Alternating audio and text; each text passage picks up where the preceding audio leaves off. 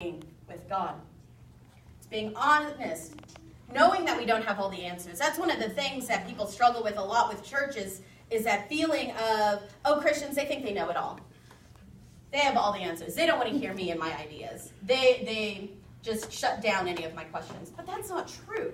I've sat in Bible studies here. I've sat in small groups here where people have some hard questions and they're ready to tackle them. And that's amazing. And that's beautiful. And when we tackle those hard questions, that is walking with God. That's walking with one another too. And I think that's a beautiful thing that we need to let the world see, that we don't mind tackling these hard questions. We don't have all the answers, and we're continually seeking to know God more, for God to share some of these answers more in our lives and in our world. Today, during our small group meetings, we're going to talk about 3 different things: passion, best at, and resources. So I'm going to read a little definition of what it means to seek our passion. And our passion is something we love to do. Time flies when we're living out our passion. When we know we're doing this, we all anticipate it with great excitement. And we believe in it. And we are willing to sacrifice in order to focus on it. That is what passion is all about. And we're going to dive into that. You're going to dive into that in your small groups and look more deeply at some of the packets you got and the information. But I want to also, for us to think about seeking our passion, is about building relationships and hearing other people's stories.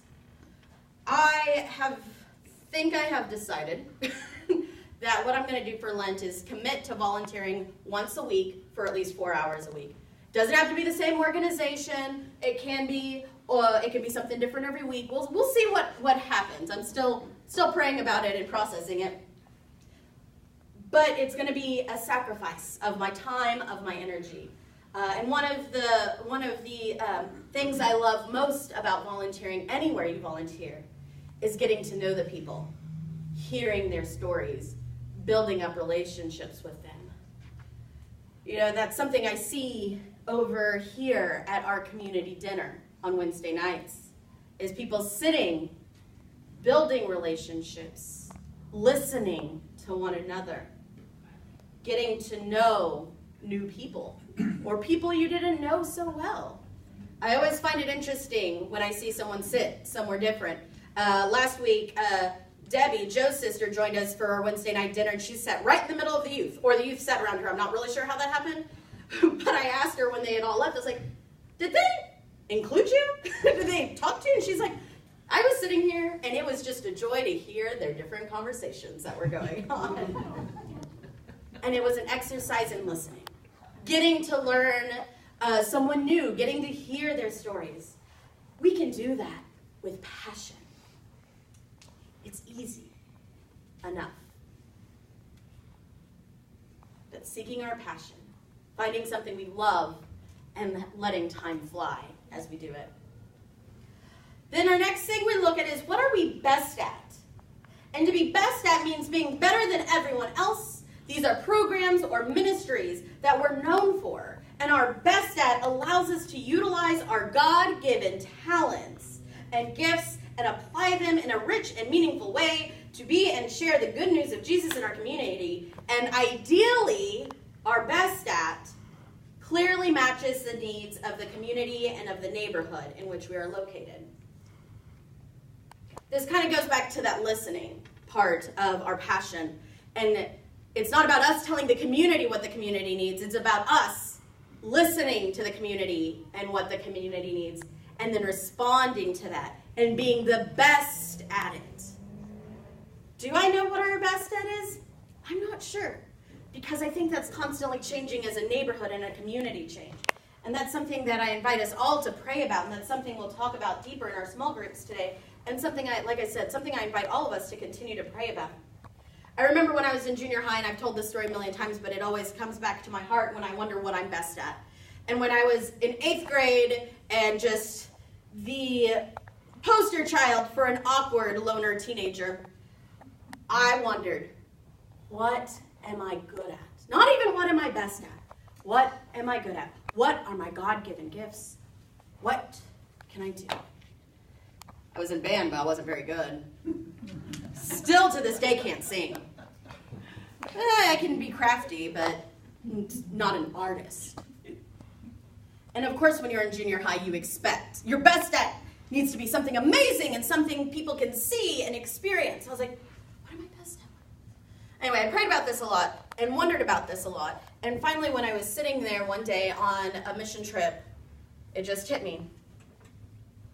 That's the Spirit and the way it works. It's like, you're good at working with people. I was like, am I? I don't really like people. Do you think I'm good at it? Yes, Sarah. Yes. So continually nudging and nudging and nudging. And so my obvious decision as an 8th grader who's 14 and knows it all and ready to make lifelong commitments, I decided, well, I'm going to be a minister then. Okay, God. Okay. Wish would have, curbed 14-year-old Sarah's enthusiasm a little bit. Didn't really know what I was getting myself into. But in the end, God is good, and I embrace God's calling and realize that building those relationships with people is something I'm passionate about, something I love, and something I continue to try to be best at. Amen. Not perfect at, but I try to be my best. And I think that's something I see a need in anywhere I go. So when I work at the farmer's market, I'll sit there and have a customer come up, and we'll sit there and chat. And it amazes me how much people just yearn to have someone listen to them, to be in relationship with them, to hear their story. So I feel like being good at working with people, listening to others, that's something that the neighborhood needs. How can I continue to use my passion to be best at meeting the neighborhood needs? And then our final point today is resources and seeking our resources. What do we have available for us to use? And how do we look to see the abundance that God has provided for us as individuals and as church? And this can get really, really tricky when we think about church. Sometimes we get really hung up on those the bucks and butts. Bucks in the offering plate, butts in the pews. We get really hung up on that. All churches do. All churches do. It's a thing.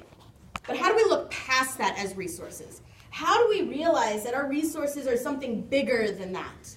I was one of the Greyhammer, what are they called? Construction? Nope. General contractor. There we go. I was going to get there eventually.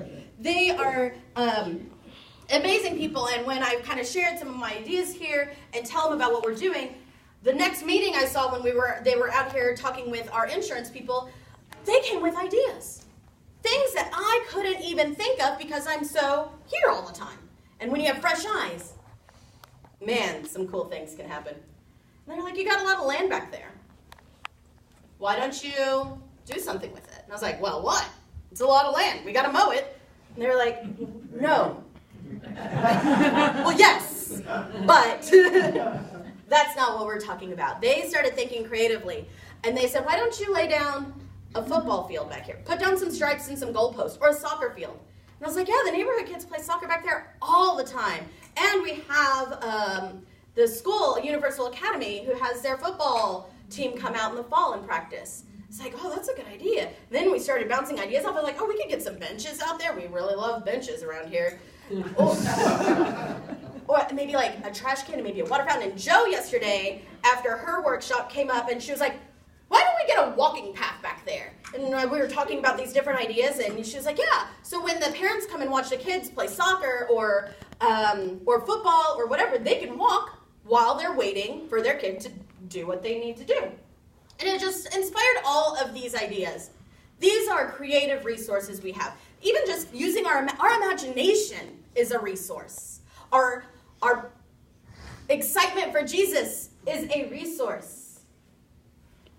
Being able to listen and build relationships, those are resources. Sharing your faith is a resource. God is an abundant God and is constantly providing in abundant ways, and sometimes we just have to figure out how to open our eyes and see it. It's not easy. God rarely is like, here's your answer. But God is always there, always working, always creating. always providing. Not always in the ways we want, but always. So what do we need to do to live a life that's pleasing to God? What do we need to do to live out these different components of our faith journey? We don't need these big, extravagant things. We don't need 1,000 rams. We don't need burnt offerings. We don't need rivers of oil.